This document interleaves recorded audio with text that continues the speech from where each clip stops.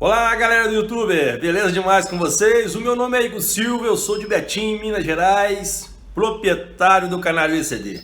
Galera, hoje estamos indo para a quinta parte da palestra sobre genética de canários com o criador, juiz, médico veterinário Sérgio Nicolau. Palestra que foi ministrada no grupo Formando Canaricultores, WhatsApp e Telegram. Beleza, galera? Vamos embora para a palestra, meus amigos?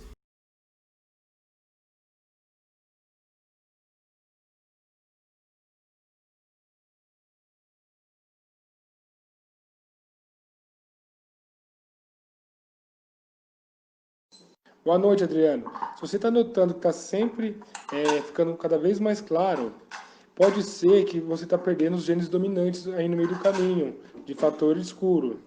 Mas pode ser também uma coisa que é muito comum, que é a nossa memória fotográfica. A nossa memória fotográfica ela se atualiza de acordo com que a gente vê um canário melhor. Pode ser que seus pássaros estão no mesmo nível de 5 anos atrás, não clareando, mas como você está vendo outros pássaros cada vez mais escuros, na sua memória fotográfica você acredita que os seus estão clareando. Mas na verdade pode ser que não seja isso que está ocorrendo. Tiano, aí entra na questão que eu tinha falado acima. Vai depender dos pássaros. Se você pegar o cobre, campeão brasileiro, um canário ideal e um azul com características ideais de alto nível, você pode sim tirar ambos de boa qualidade. Para tirar cobre no primeiro ano, esse azul tem que vir de uma linhagem de cobre. A gente fala de que é um azul que possui fator na sua genética. E a partir disso você tira cobres ou azuis. É muito comum o pessoal acasalar verde com azul que vem de linhagem de cobre e tira pássaros dourados e não entendem o porquê, sendo que um é azul. Mas o azul ele pode sim conter na genética o fator vermelho.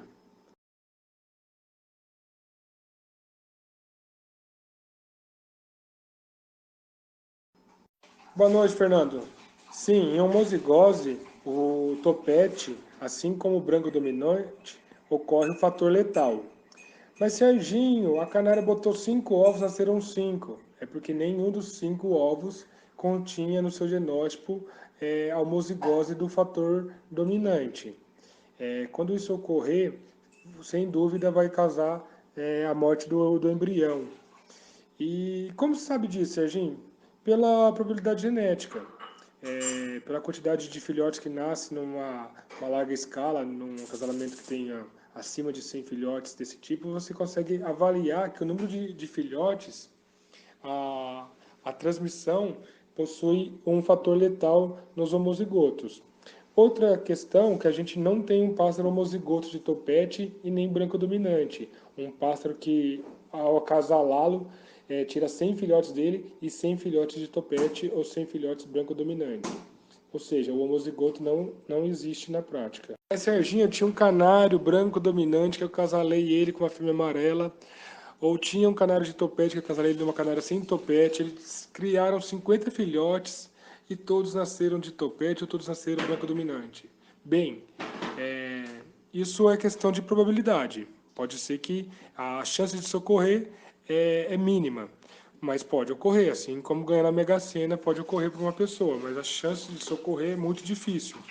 Mas não quer dizer que você possui um pássaro dominante. Se você casalar ele mais 2 anos seguidos e tirar mais 50 filhotes nos 2 anos seguidos, com certeza vai vir um sem topete ou um que não seja branco dominante que vai comprovar que ele não é homozigoto. Boa noite, Michael. Sim, esses filhotes têm serventia sim para se fazer intenso. Inclusive uma serventia melhor do que do primeiro acasalamento, do mosaico que não tem a linhagem intenso. Esses mosaicos, sendo filhos de intenso de boa categoria, assim, Shimmel, e assim os netos sucessivamente, cada vez mais você vai conseguir tirar filhotes sem Shimmel, né? Isso eu notei quando eu comecei a ir para a Europa e o nevado lá é muito raro.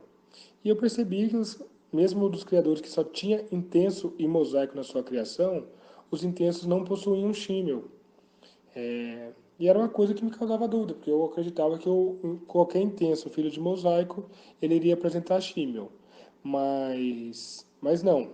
Então lá deixa bem claro que você consegue tirar intensos sem shimmer, com mosaicos que vêm de linhagem de intenso em shimmer. A questão é avaliar pássaros, né? Também não adianta ficar fazendo esse tipo de acasalamento com pássaros comuns. Tem que ser um pássaro que compense você estar sacrificando o nevado da sua linhagem para estar fazendo esse trabalho. Eu vejo muitas pessoas também, assim como no caso do o azul melhora o cobre melhora o azul, também é muito comum, o mosaico melhora o intenso, depende. Um mosaico muito bom, com características é, que são preferidas, com certeza ele vai transmitir elas para os intensos. De qual forma, se é total, parcial, se vai tirar portadores dessas características, vai depender de caso de caso. Mas sem dúvida um bom mosaico tem algo a somar num bom intenso. Mas não é qualquer mosaico, né? Fazer com mosaico meia boca é perda de tempo. Você não vai somar nem na melanina e vai perder muito na categoria inicialmente.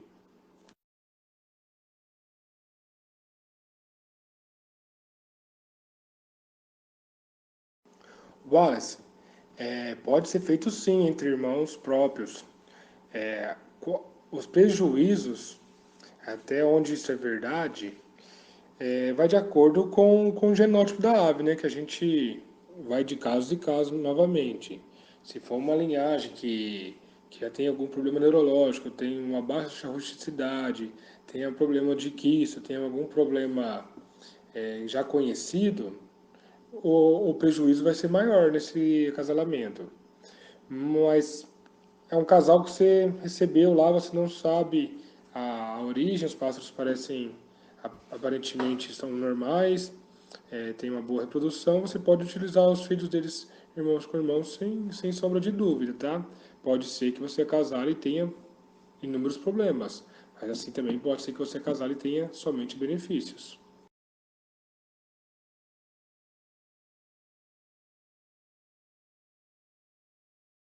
Adriano, tem um conceito antigo que falava que tinha que acasalar o branco com o mosaico para melhorar a forma do branco. E de tanto que se melhorou a forma do branco, hoje não necessita mais esse tipo de acasalamento. Então fica bem descrito que na realidade não é o acasalamento, e sim o pássaro.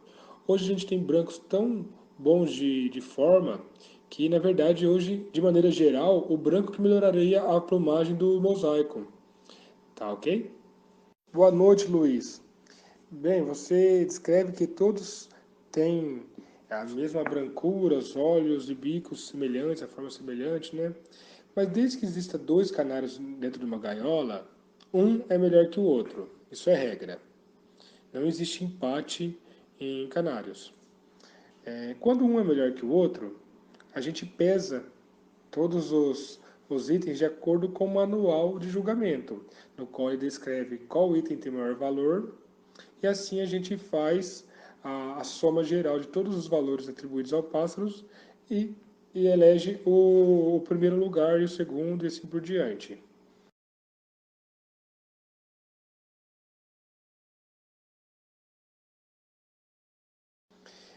Quais os defeitos de plumagens que os canários caem da mesa? O defeito desclassificatório, cair da mesa seria desclassificar, né? Seria quisto de pena, seria ausência de plumagem, de asas e caudas, né? Não pode faltar três é, penas nem nas asas nem nas caudas, e que não comprometa com a harmonia da retriz da remige. Não pode ter área alopécica, né? Área sem plumagem, calva, careca. Não pode ter plumagem de ninho, tem pássaros que interrompem a primeira muda e fica com plumagem de ninho no corpo, isso também é um motivo desclassificatório. Fora isso, são motivos penalizantes, que não são desclassificatórios, são penalizantes. Que nos canais de cor, por exemplo, gravata, que são aquelas penas que torcem, né, que fazem frisos, pestanas, chifrinhos, bombacha, aquela pena mais solta ali na região do flanco, é, penas que o manto reparte, se abre um pouco as pernas das costas, isso daí são características que são penalizadas, não desclassificatórias. No caso do branco, um item uma característica penalizada, praticamente desclassificatória, né? Por conta que tem muitos pássaros, geralmente nos concursos tem muitos pássaros brancos disputando e todos de alto nível. Então, um defeito que passaria numa outra cor menos concorrida, no branco já deixa ele sem condição de disputar a classificação. Quanto ao tamanho dos pássaros, o manual descreve que os canarinhos de cor devem ter de 13 a 15 centímetros, sendo penalizado os excedentes para inferiores ou superiores dessas medidas.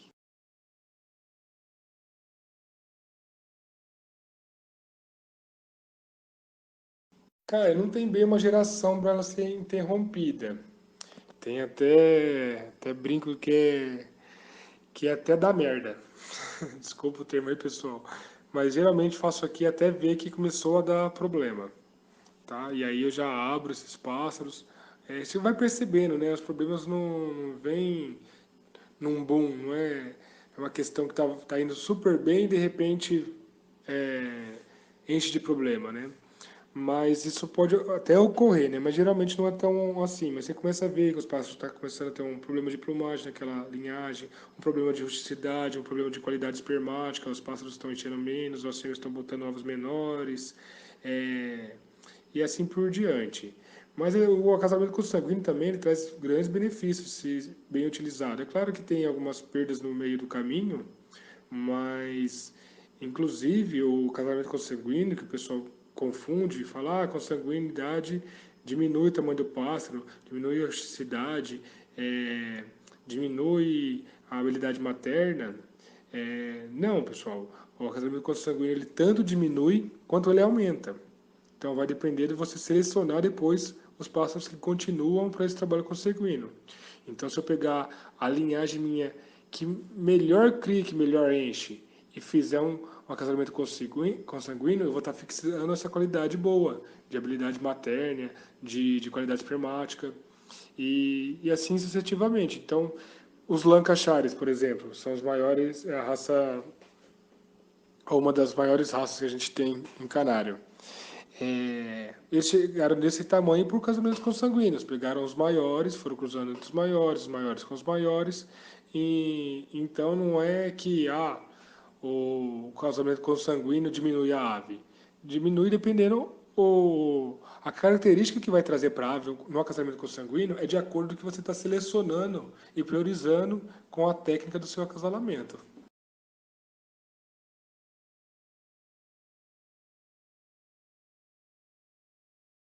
Não, não acredito, Miro. Não acredito porque a caricultura não nos permite fazer isso, né? Porque a gente já não, a gente está sempre atrás do manual, né? O manual sempre está à frente do melhor pássaro que a gente possa colocar na mesa. Então a gente sempre tem que fazer um trabalho de melhoramento. E fazer clones, a gente vai parar no tempo, né? A gente vai parar, vai ficar para trás em relação ao concurso. É possível fazer isso geneticamente em acasalamentos? É possível sim, que é com trabalho consanguíneo. Esse dos ratos, os lisogênicos, eles são feitos através de casamento consanguíneos que vão eliminando todos os genes ruins ao longo das gerações. E então o que for tendo problema vai morrendo e com isso vai fechando consanguíneo, consanguíneo, consanguíneo e em 20 gerações os isogênicos já possuem, já eliminam totalmente, nunca é totalmente na biologia, né? Você é um biólogo sabe disso, mas são praticamente pássaros bem homozigotos para características boas de reprodução, de rusticidade e assim por diante.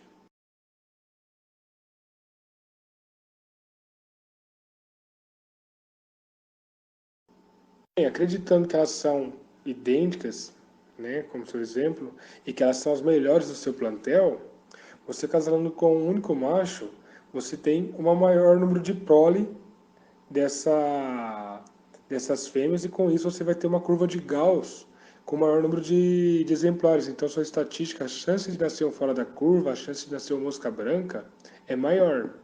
Então a questão principal é a gente aumentar o número de filhotes por casal bom. E se tem três fêmeas boas, elas indo do melhor macho, as chances aumentam. pode ser que você erre o macho no acasalamento, né? Tem esse risco, mas é, de acordo que é o melhor macho que poderia passar nelas, de acordo com as estatísticas da curva de Gauss, a chance de ter melhores bichos é melhor do que abrindo cada uma no macho. Não existe uma ordem, não importa se é o macho ou a fêmea que é intenso, porque é uma característica que é autossomal. Ela não está ligada ao sexo, ela é transmitida independente do sexo da ave. O que é muito comum o pessoal confundir, utilizar canários intenso chímio como nevado. Então, acasala um intenso chímio com outro intenso, acreditando que está fazendo um casal de intenso com nevado, e a partir daí você tira 3/4 dos filhotes intensos e 1/4 de filhote nevado. Então, já aumenta bastante a relação de intenso para o nevado. E a partir daí também você pode utilizar um filhote desses, que 1/4 vai ser duplo intenso. E esses duplos intensos, como são homozigotos, casando com nevado, vai tirar 100% de filhotes intensos. Tudo isso que eu estou te falando é probabilidade. Isso quer dizer que dentro de um grande número de filhotes vai dar um número aproximado de 50% de intensos e 50% de nevados. Pode acontecer de dar mais intenso, mais nevado? Pode. A probabilidade, o que ela diz? Se um fator sem a ocorrência de alguma interferência, ela vai ter um resultado numa escala. Por exemplo, a probabilidade de eu atacar um dado que tem 6 faces e dar um número é 1/6, tá? Se eu quiser tacar ele... Então, se eu quero tacar o número... A chance de dar o número 3 é a mesma chance de dar o número 1, é a mesma chance de dar o número 2, porque todos os números é 1/6. Pode ser que eu taque o dado 3 vezes para cima e as 3 vezes seguidas dando 1. Isso já foi uma sorte, que a gente chama, né? Um acaso de ter dado o mesmo número. Mas a probabilidade, a chance de você tacar o dado e sair no 1 é a mesma chance de você tacar o dado e sair no número 2.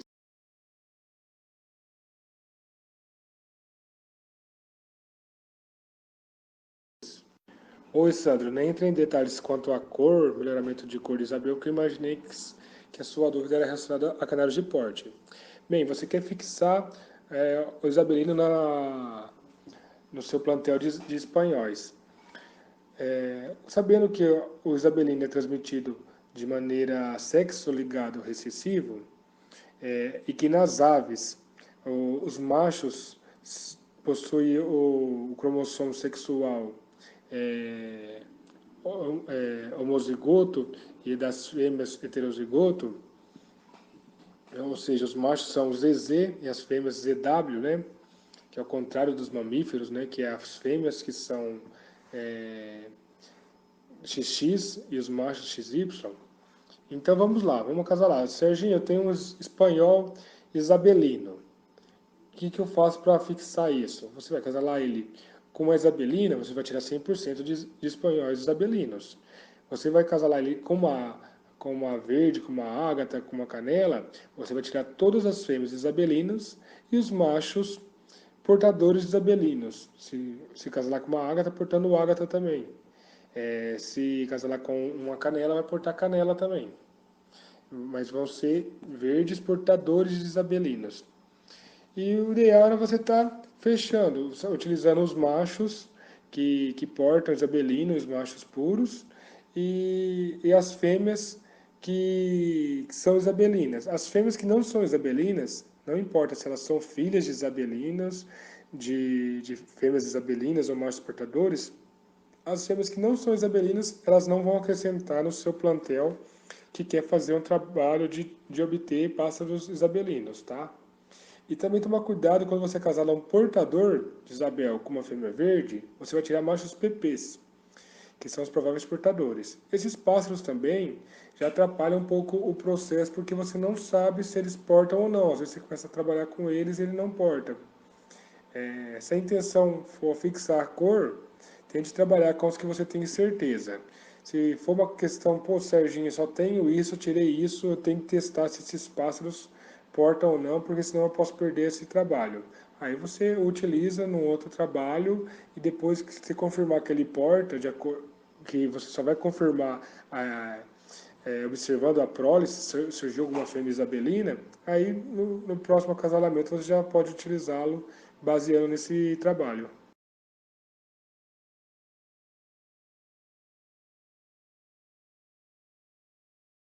Boa noite, depende de cada caso, de cada característica que você quer obter. Então, de maneira geral, não tem um casamento melhor não, nem entre pai e filha, mãe e filho ou entre irmãos. Vai depender de casos e casos.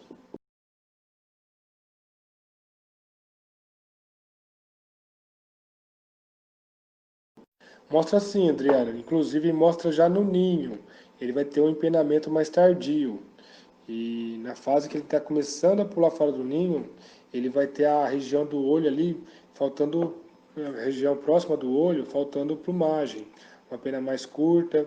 Tem algumas características também que dá para analisar na plumagem, na forma, né, que é um pássaro bem mais fino, mais esguio. Geralmente também pássaros menores em comparação com os irmãos, tá?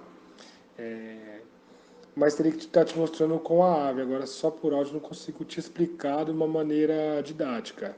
Mas é possível sim. E o principal é o treino visual. Você começa a olhar qual pássaro se suspeita ser duplo intenso e vai gravando na sua memória fotográfica.